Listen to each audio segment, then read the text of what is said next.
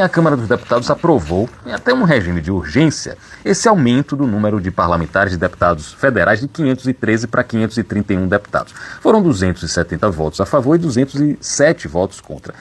Eu vou dizer o que eu acho que isso representa como mensagem.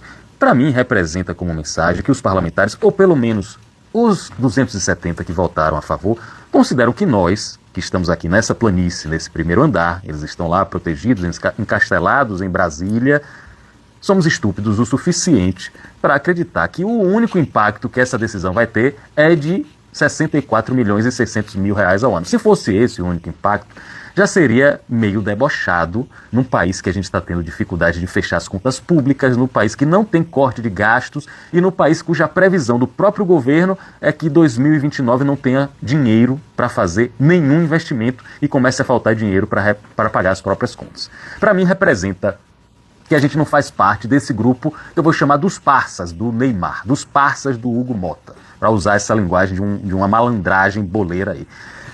Eles utilizaram esse improviso, esse recurso, que é para ajudar os próprios companheiros. Eu estou falando aqui que, em vez de eles reorganizarem o tabuleiro, eles resolveram colocar mais peça no xadrez. Aí veja se cabe mais peça nesse jogo de xadrez. Um improviso que eles fizeram mediante a pressão do Supremo Tribunal Federal para que dessem uma solução nessa proporcionalidade até o final do mês de junho. Os senhores parlamentares fizeram questão de manter os parças fortes enquanto a gente assiste tudo de arquibancada. A Constituição de 1988 é muito clara. Vejam bem, a Constituição aprovada pelos deputados e senadores, os senhores parlamentares que estabeleceram a regra do jogo. Estabeleceram que os estados têm que ter uma proporção de acordo com a quantidade de habitantes. Redistribuir essas vagas é uma necessidade que nem precisava o Supremo estar cobrando isso. E quando eu falo isso, eu falo até com um pouco de angústia, porque a Bahia diminuiria a sua carga de deputados, cairia de 39 para 37. Mas se é a lei que está dizendo isso, cumpra-se a lei. Cumpra-se a lei e vamos estabelecer outro tipo de influência no Congresso, na Câmara dos Deputados e no Senado. Isso ainda não é definitivo, mas eu não tenho nenhuma dúvida que os senadores vão aprovar isso. Quem defendia o aumento, defendia, olha que coisa, eram eram 14 vagas a mais e se tornaram 18 vagas a mais a partir de um relatório de um relator que adora os parças. O relator, com certeza, adora os passos. Agora, isso está redistribuindo, está gerando proporcionalidade? Não está. Eu tenho aqui o exemplo de São Paulo. São Paulo, 44 milhões de habitantes do estado de São Paulo, 70 deputados. Um deputado para 628 mil pessoas. Roraima, 636 mil habitantes, tem 8 deputados. Um deputado para 79 mil pessoas. O voto do paulista vale menos do que o voto de quem mora em Roraima. Esse tipo de resposta não corrige essa desproporcionalidade. Agora, outra coisa chama ainda mais atenção, a rapidez. Quando é para os parças, é tudo rápido. A gente tem aí projetos importantes. Um projeto, por exemplo, para unificar as eleições, que é outra pouca vergonha que eu vou falar amanhã. É gasto de dinheiro público à toa.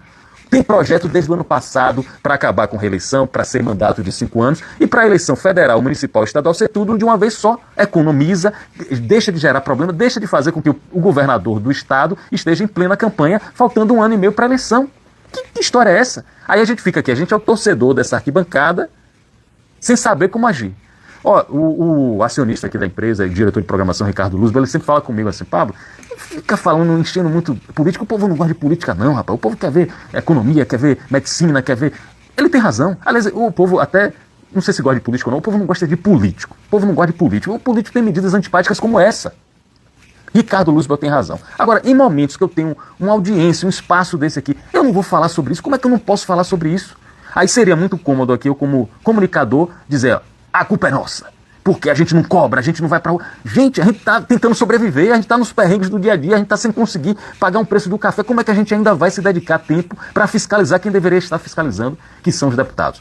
39 deputados baianos, 36 votaram, 35 votaram, apenas um votou contra, o capitão Alden, os outros deputados votaram a favor. Acredito que de uma maneira de bancada, voto de bancada, assim, não vamos reduzir a bancada, mas aí eu, com toda a liberdade que eu tenho de conversar com grande parte dos 39, considero uma atitude errada, um exemplo ruim, e se não resultasse em 1 centavo a mais de gasto, já seria ruim, mas vai ter muito mais do que esses 64 milhões, vai ter que construir gabinete, que hipocrisia dizer que não vai aumentar, vai ter que construir gabinete, vai ter que ter mais viagem, mais passagem, mais assessor, tudo. É uma semana de escárnio essa semana que teve novas denúncias do escândalo do INSS. Luane Ribeiro, a gente tem ganhador da promoção